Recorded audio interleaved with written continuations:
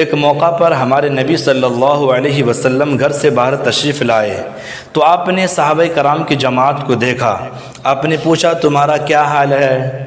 تو سب صحابہ نے کہا الحمدللہ ہم لوگ ایمان کی حالت میں صبح و شام کرتے ہیں۔ یہ سن کر کے ہمارے نبی نے دوسرا سوال کیا وما علامت ایمانکم، تم یہ کہتے ہو کہ ایمان کی حالت میں ہو تو تمہارے ایمان کی علامت کیا ہے؟ تو یہ سن کر کے صحابہ نے کیا فرمایا، ذرا ان کا جواب سنیے۔ صحابہ نے کہا نصبر علی البلا، ہماری زندگی میں کوئی پریشانی آ جائے، کوئی آفت آ جائے، اور ہم کسی تکلیف میں مبتلا ہو جائیں تو ہم اس پر صبر کرتے ہیں۔ نمبر 2، اللہ تعالیٰ کوئی نعمت دے دے تو ہم اس نعمت پر اتراتے نہیں ہیں، تکبر نہیں کرتے ہیں، بلکہ اللہ تبارک و تعالیٰ کا دل سے شکر ادا کرتے ہیں۔ اور اللہ تعالیٰ نے جو کچھ ہمارے لیے تقدیر میں لکھ دیا ہے ہم دل سے اس پر خوش ہیں اور راضی ہیں۔ جب صحابہ نے یہ جواب دیا تو یہ جواب سن کر کے ہمارے نبی نے فرمایا رب کعبہ کی قسم اگر تمہاری یہی حالت ہے تم واقعی ایمان والے ہو۔ میرے عزیزو، یہ 3 ایمان کے عملی اظہار ہیں۔ اب ہم لوگ اپنی زندگی کا جائزہ لیں، ہماری زندگی میں ان کی کیا اہمیت ہے۔ سب سے پہلی علامت ہے صبر، اور لائف میں اس کا ایگزام اس وقت ہوتا ہے جب زندگی میں پریشانی آ جائے، دکھ آ جائے اور ہم کسی مصیبت میں مبتلا ہو جائیں۔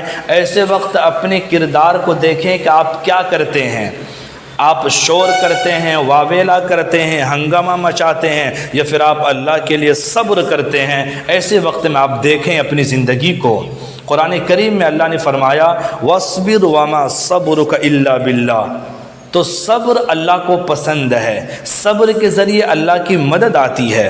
اور صحابہ کرام کی زندگی تو ہمارے لیے سبق سیکھنے کی چیز ہے۔ صحابہ کرام کی زندگی میں کتنی پریشانیاں آئی لیکن صحابہ کی زبان پر کوئی شکایت نہیں، ہر حالت میں صبر ہے۔ ایک بڑے پیغمبر گزرے ہیں حضرت ایوب علیہ السلام، آپ نے اس کا نام سنا ہوگا۔ ان کی زندگی میں کتنی پریشانیاں آئی، ہر پریشانی پر صبر، کبھی بھی زبان پر شکایت کا کوئی لفظ نہیں۔ تو اللہ تبارک و تعالیٰ نے قرآن کریم کے اندر ان کی تعریف کی اِنَّا وَجَدْنَاهُ صَابِرًا نِعْمَ الْعَبْدُ، ہم نے ایوب کو صبر کرنے والا پایا اور وہ کتنا بہترین بندہ ہے۔ تو صبر کے ذریعے اللہ کی مدد آتی ہے، صبر کرنے والوں کو اللہ پسند کرتا ہے، اور صبر کرنے والے اللہ تعالیٰ کی مدد حاصل کرتے ہیں۔ دوسری علامت ہے شکر۔ جب بھی آپ کی زندگی میں کوئی نعمت ملے، کوئی خوشی ملے، ایسے وقت میں آپ اپنے دل کو ٹٹولیے، دل کی کیفیت کیا ہے۔ اگر اس وقت میں دل میں اللہ تبارک و تعالیٰ کی تعریف کا جذبہ ہے تو سمجھ لیجئے کہ آپ کے اندر ایمان کی شان باقی ہے۔ کیوں کہ شکر کرنے پر اللہ تعالیٰ نعمت میں اضافہ کرتے ہیں، شکر کرنے والے کو اللہ پسند کرتے ہیں۔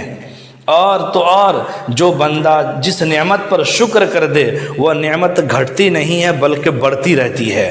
ہم لوگوں کو اپنی زندگی میں دیکھنا چاہیے، چھوٹی چھوٹی خوشیاں ہمیں بہت ملتی ہے لیکن ہم لوگ اگنور کر دیتے ہیں، جبکہ ایسے وقت میں دل سے الحمدللہ کہنا چاہیے، اور اپنے بچوں کو بھی یہ سب کلمات یاد کرائیے اور ان کو یہ کہنے کی عادت ڈالیے۔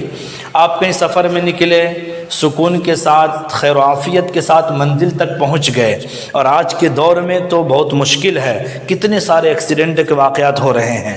تو سفر میں خیر و عافیت سے پہنچ جانا یہ بھی ایک نعمت ہے، اس پر بھی دل سے اللہ کا شکر ادا کیجیے اور کہیے الحمدللہ۔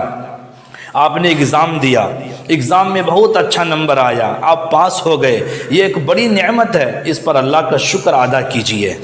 تو دوسری علامت ہے شکر۔ تیسری علامت ہے اللہ تعالیٰ کے فیصلے پر راضی رہنا۔ آپ ہر حالت میں کہیے کہ اللہ نے جو میرے لیے لکھا بہتر لکھا، جو میرے لیے کرے گا اللہ بہتر کرے گا۔ یہ ہے رضائے رب پر راضی رہنا، یہ ایمان کا سب سے اعلیٰ معیار ہے۔ ہر حالت میں اللہ کے فیصلے پر راضی رہنا، یہ ہے تقدیر پر راضی رہنا۔ تو ایمان کی یہ 3 ظاہری علامت ہے، نمبر 1 صبر، نمبر 2 شکر، اور نمبر 3 اللہ کے فیصلے پر راضی رہنا۔